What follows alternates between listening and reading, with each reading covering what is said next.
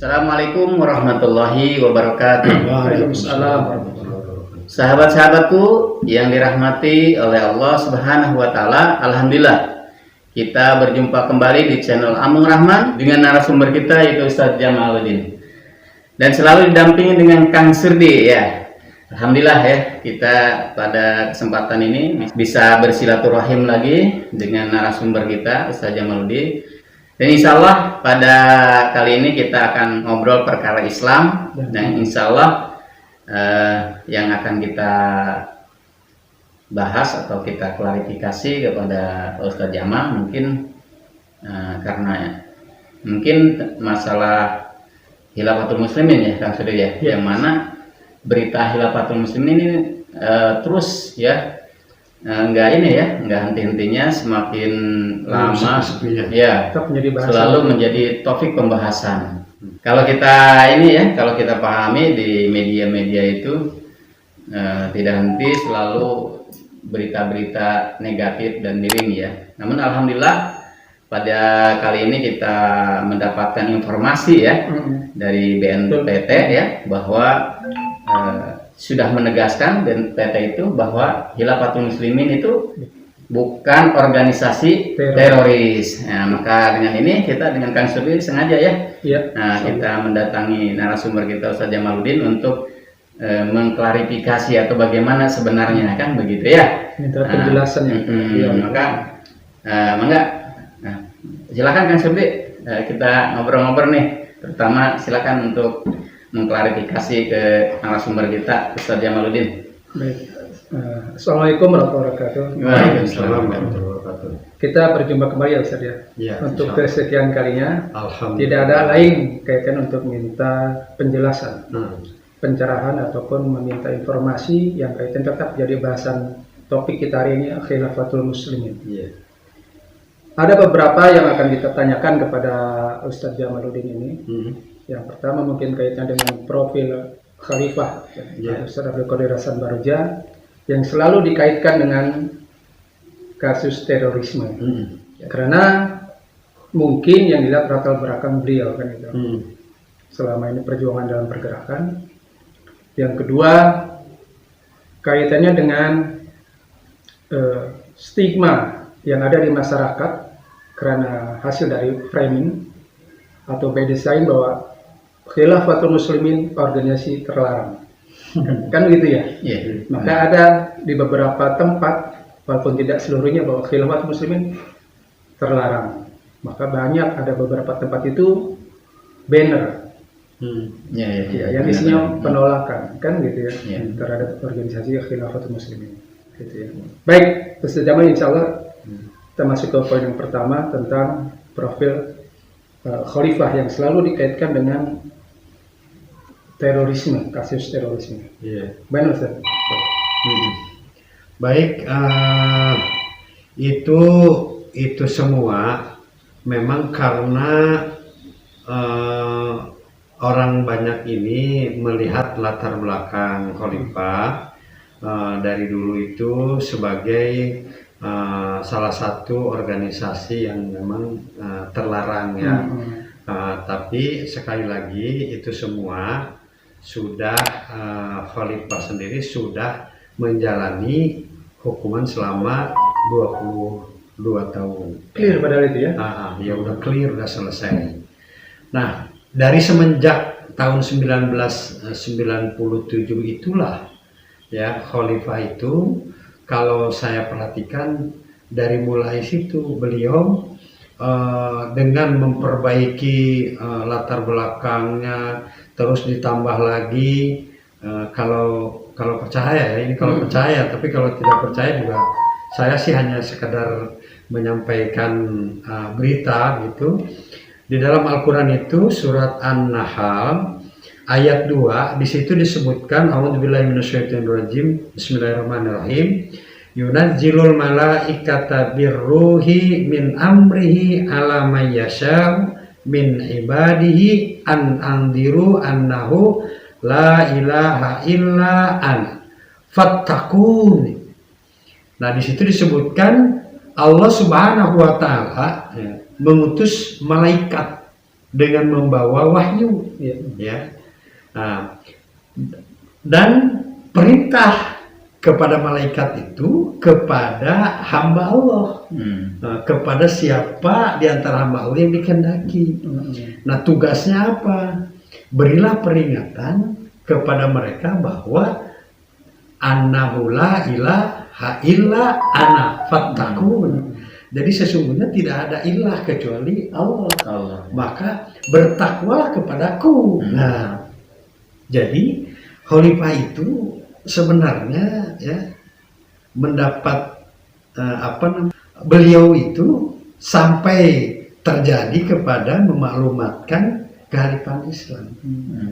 Nah, hari ini gitu kan, orang ya ada yang percaya, ada yang tidak, itu hal yang normal. Tetapi perlu saya sampaikan bahwa khalifah itu dibacakan ayat itu. Jadi percaya ya monggo, tidak percaya juga monggo, gitu kan. Nah, bebas. Tetapi saya perlu menyampaikan. Begitu, jangan sampai saya mengetahui hal yang saya ketahui orang lain tidak diberitahu. Padahal kata Allah, balik ma'unzila ilaika min rabbik, sampaikan apa yang kau ketahui dari Rabbmu. Nah, saya mengetahui tentang ini karena saya dekat dengan khalifah. Jadi dasar ayat inilah ya, adanya maklumat itu. Dasar ayat inilah yang menyebabkan khalifah sampai sekarang ini memulai kehalifan Islam sebagai bentuk jamaah kaum muslimin, begitu. Nah, maka ini tidak mungkin karena ini adalah bagian daripada ibadah. Jadi nggak bisa ini dilarang, nggak bisa. Orang pemerintah saja, undang-undang saja ini sudah membebaskan umat Islam itu melaksanakan ajaran Islam sesuai dengan keyakinannya. Ini kalau umpama khilafah ini ibaratnya dilarang, berarti itu mengkhianati undang-undang tersebut. Begitu. Jadi undang-undang yang disepakati dan dikhianati, begitu.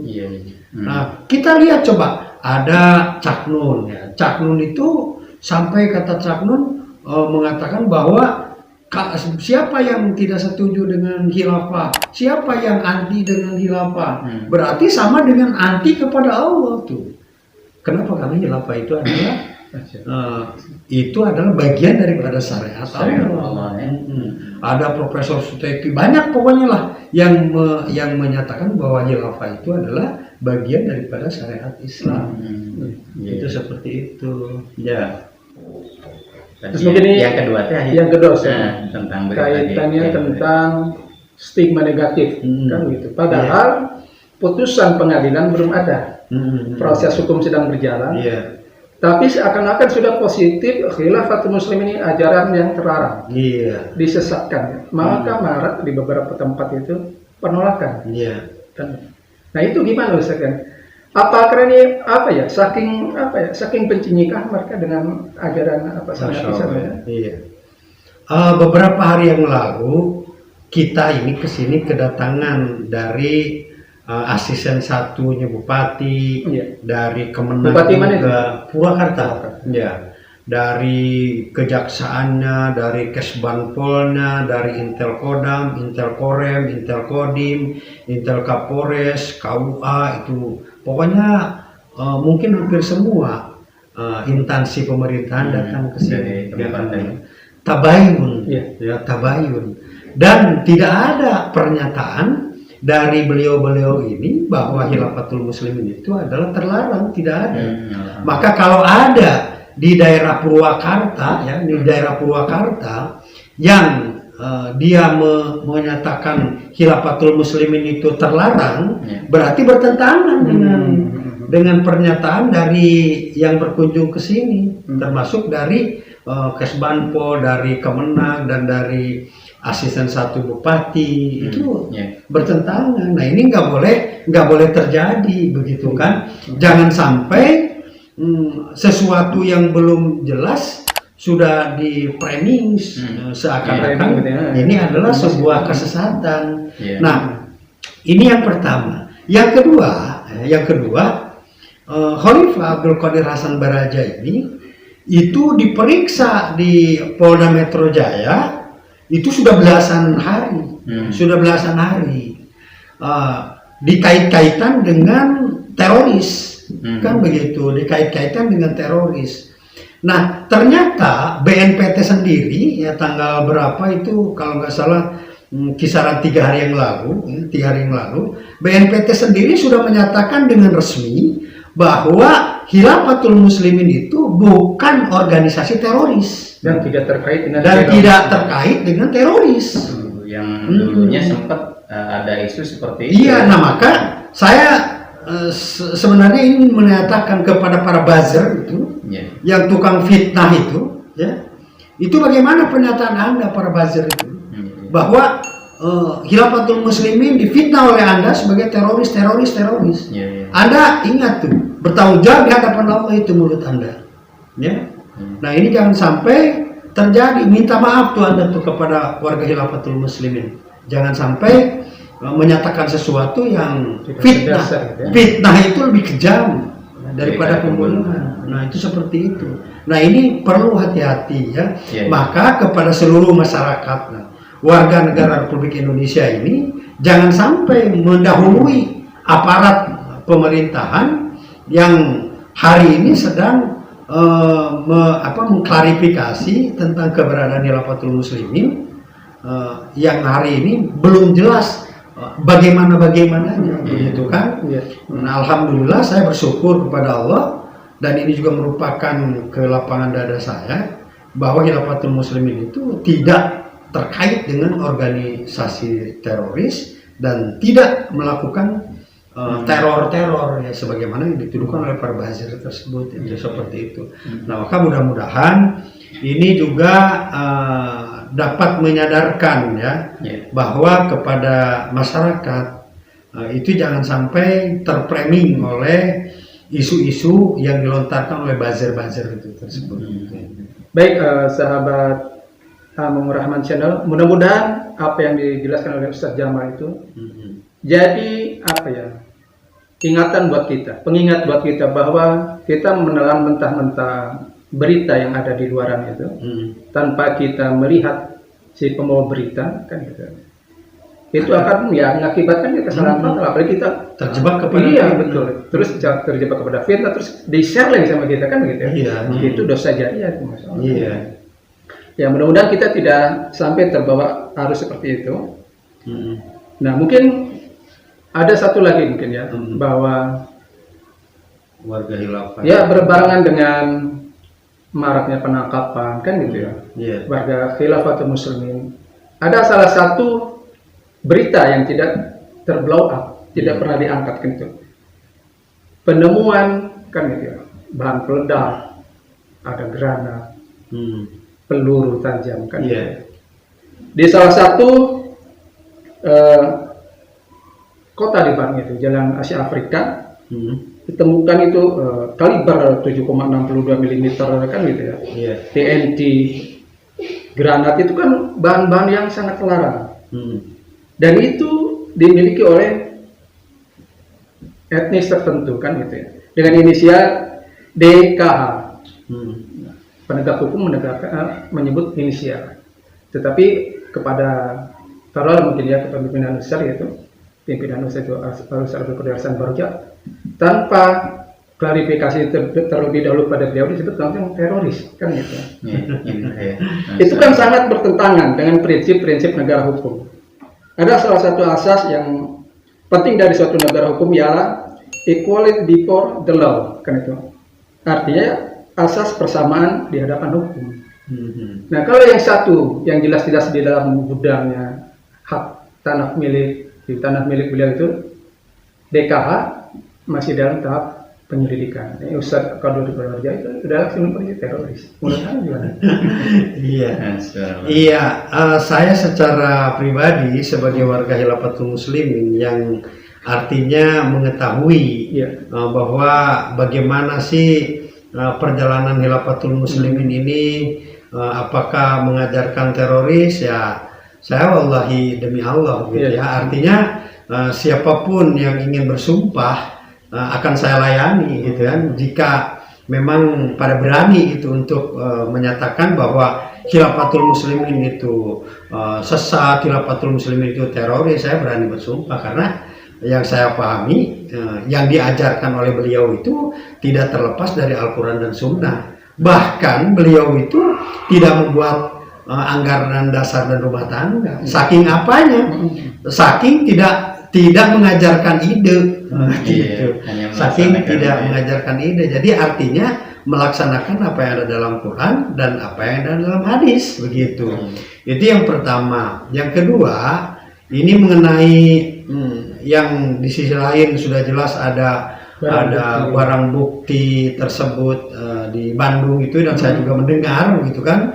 Cuman saya artinya males saja untuk komennya begitu kan, karena ini bukan hanya saya, masyarakat luas juga mengerti. Nah, maka ini saya juga katakanlah ngasih peringatan sama aparat ya anulah masyarakat, jangan sampai masyarakat itu nanti berbalik begitu kan, hilang rasa percayanya gitu kan.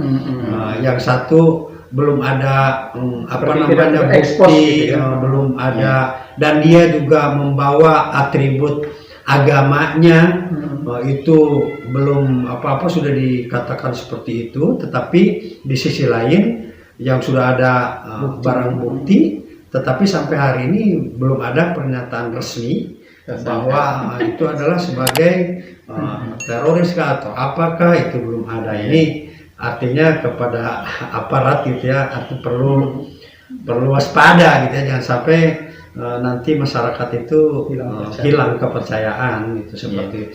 Baik Ustadz, lanjut pada pertanyaan berikutnya. Ada di beberapa kota, Bekasi Raya kah atau di Bandung kan, hari ini warga Khilafatul Muslimin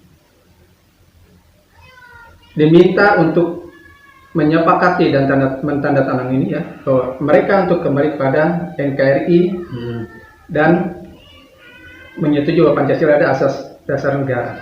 Apakah itu memang terbukti bahwa selama ini dari tahun 97 sampai sekarang 22 itu Khilafatul Muslimin melenceng kan gitu. Maka ada dibuktikan bahwa menyanyi Indonesia Raya kan gitu ya, baca Undang-Undang Dasar 45, Pancasila kan, begitu seterusnya, tanda tangan sepakat bahwa mereka kembali kepada pangkuan NKRI dan Pancasila. Baik, saya menyikapi hal itu ya aneh saja begitu ya, aneh saja. Jadi warga khilafah itu diarahkan bertobat ya, mencabut baiatnya, terus kembali kepada NKRI.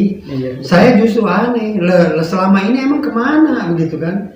Selama ini emang kemana? Apa memang seorang warga khilafah, seorang warga negara Republik Indonesia itu ditandai dengan hormat bendera, ditandai dengan menyanyikan kebangsaan. Lah kita kan dulu waktu di SD, waktu di SMP, waktu di SMA, sudah diajar ya. Itu sudah diajarkan tentang Pancasila, tentang nyanyi lagu kebangsaan.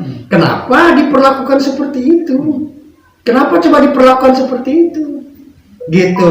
Nah, ini saya melihat masalah nggak ya? Artinya perlakuan yang yang seperti mendiskriminatif ini terasa begitu kan, sehingga mereka seolah dipaksa. Lah sekarang salahnya apa baiat itu? Coba kalau saya lihat salahnya apa baiat itu?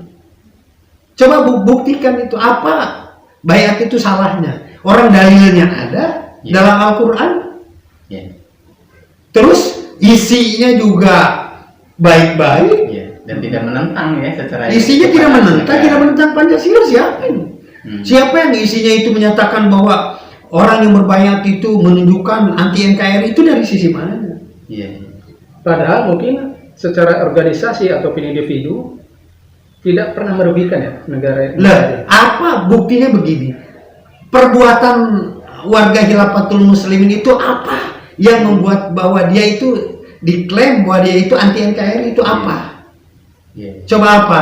Apakah gini, kalau saya membayangkan ada orang dia Pancasila, tapi dia koruptor. Korupsi ya. Korupsi itu kita nggak usah sebut namanya, banyak ya. Dia merugikan uang masyarakat. Nah sementara warga Khilafatul Muslimin ini dia jangankan untuk korupsi, untuk berbohong saja sudah dibayar. Gitu, bahwa tidak akan berbohong, dan itu kepada Allah janjinya. Jadi apakah hanya karena mengucapkan Pancasila, satu ketuhanan yang maha esa, dua kemanusiaan yang adil dan beradab, sudah dianggap Pancasilais walaupun koruptor? Itu yang merusak negeri ini yang sebenarnya. Jadi bukan dituduh-tuduh. Saya kemarin melihat ada video perempuan itu Masya Allah, dia kalau saya lihat ya apa namanya, orang Pancasila, orang yang jelas katanya dia bla bla bla bla begitu kata perempuan. Ini jangan sampai masyarakat yang awam saja itu mengetahui kebobrokan orang yang nuding-nuding itu. Jangan sampai seperti itu. Gitu. NKRI Pancasila. Seperti NKRI Pancasila. Orang Pancasila itu jelas kok itu kesepakatan para ulama yang Khalifah sendiri menyatakan bahwa barang siapa yang melanggar perjanjian itu masuk neraka.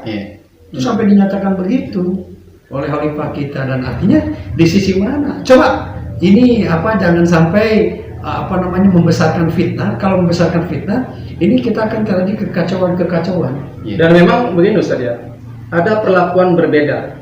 Kalau ada sambutan kasusnya dengan kaum muslimin atau organisasi umat Islam itu dengan orang-orang Papua yang jelas-jelas ya kan gitu menyatakan merdeka, mengangkat senjata kan gitu ya, dengan membunuh aparat entah dari kepolisian atau ketentaraan.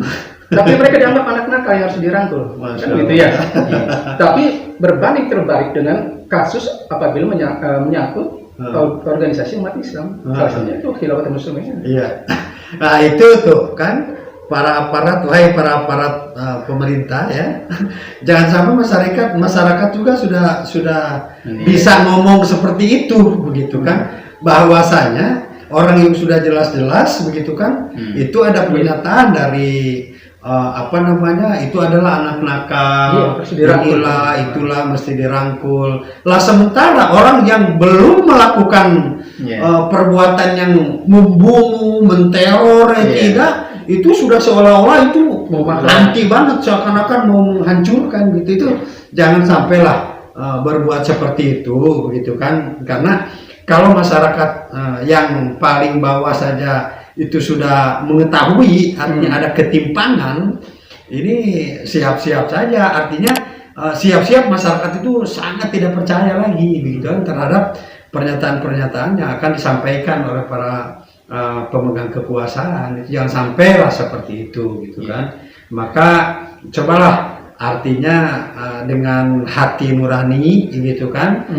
Kalau umpama kita masih belum tahu tentang khilafah itu apa gitu, cobalah timbang dengan hati nurani ya, seperti ini. Karena khilafah sendiri sangat sangat terbuka sekali untuk menyampaikan, artinya tidak ada yang ditutup-tutupi gitu, dari awal sampai sekarang pun seperti itu ya. Iya, jadi saya melihat begini, coba didiskusikan oleh umat Islam gitu kan.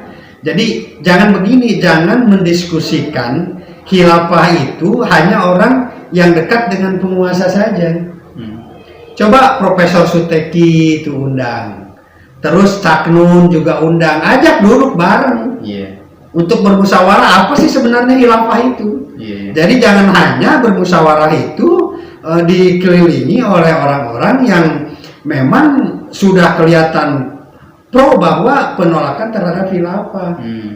Coba diundang yang begitu-begitu tuh, duduk bareng bersama, coba dikaji gitu kan.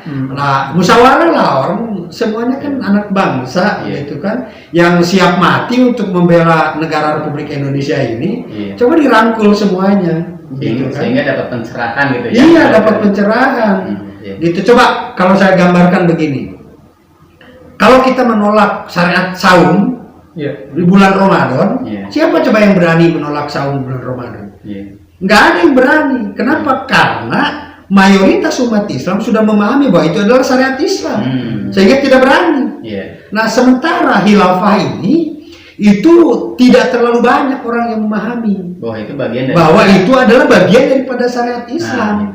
Nah, maka orang-orang yang sudah memahami itu, para cendekiawan sudah memahami tentang khilafah, coba ajak duduk bareng, diskusi, habiskan itu dari sisi mana, begitu kan? Nah, jangan sampai hal ini menjadi menjadi bumerang terus menerus, seakan-akan tidak ada henti-hentinya. Orang yang ngomong khilafah dipersoalkan, orang yang ngomong yang sudah ada kaos PKI itu tidak dipersoalkan. Jangan sampai seperti itu. Ini harus ada saya juga Masya Allah ya, dengan melihat kenyataan-kenyataan ini miris gitu ya. Sehingga pemahaman khilafah itu sudah tidak rancu lagi ya di kalangan masyarakat, wabil khusus umat Islam itu. Bahwa semua menyepakati bahwa khilafah itu bagian daripada syariat Islam, sehingga nggak layaknya umat Islam menolak, bahkan tidak suka dengan.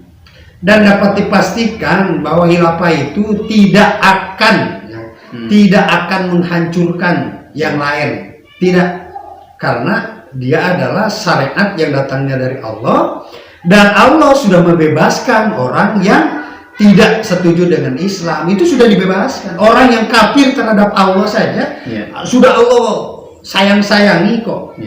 Allah kasih sehat, Allah kasih makan dia, Allah kasih hidup dia. Dia sudah bebas. Lah kenapa kita bukan Allah kita melarang-larang orang? Enggak mungkin. Itu seperti itu. Baik, ini sangat seru ya pembahasan ini, dan mudah-mudahan ini menjadikan pencerahan bagi sahabat-sahabat di sana ya, dimanapun berada yang menonton channel ini ya. Mungkin waktu yang tidak memungkinkan, kalau ini mah kita pengen terus ya menggali atau bertanya sama narasumber kita kaitan tentang berita-berita hari ini tentang Khilafatul Muslimin. Namun waktu ya, mudah-mudahan dengan pertemuan yang singkat ini juga membuat sahabat semua dimanapun berada menjadikan suatu pencerahan, sehingga apa yang ditayangkan ini ya menjadikan suatu wawasan ya. Mungkin ada pesan untuk terakhir ini dari yang terakhir saya berharap kepada semua termasuk saya bahwasanya hidup ini sama-sama kita sudah mafhum bahwa hidup itu sementara.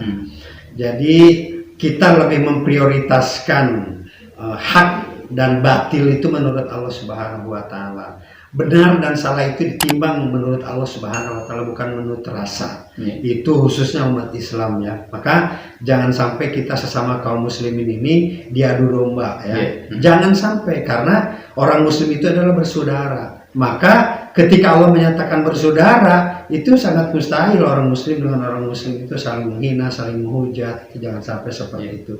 Nah, ini mungkin pesan dari saya khususnya, agar kita mari sesama muslim itu saling melindungi, saling tolong menolong, saling melengkapi sebagaimana firman Allah, wa tawassaw bil haq wa tawassaw bis sabr. Nah, seperti itu mungkin. Baik, mungkin untuk saat ini cukup informasi yang kita dapat dari Ustadz Jamaluddin kaitan dengan tuduhan ataupun maraknya penolakan kepada Khilafatul Muslimin. Mudah-mudahan lain waktu kita bertemu lagi ya. Amin. Ya baik, sahabatku yang dirahmati oleh Allah Subhanahu wa taala, mungkin dicukupkan segini aja. Mudah-mudahan sebagaimana tadi arahan dari narasumber kita, dengan adanya ini mudah-mudahan menjadikan pencerahan bagi umat semua, sahabat semua ya, sehingga dalam menilai itu kita jangan gampang langsung menghukumi. Budayakan untuk tabayun ya. Mungkin itu aja. Kita akhiri. Assalamualaikum warahmatullahi wabarakatuh. Waalaikumsalam.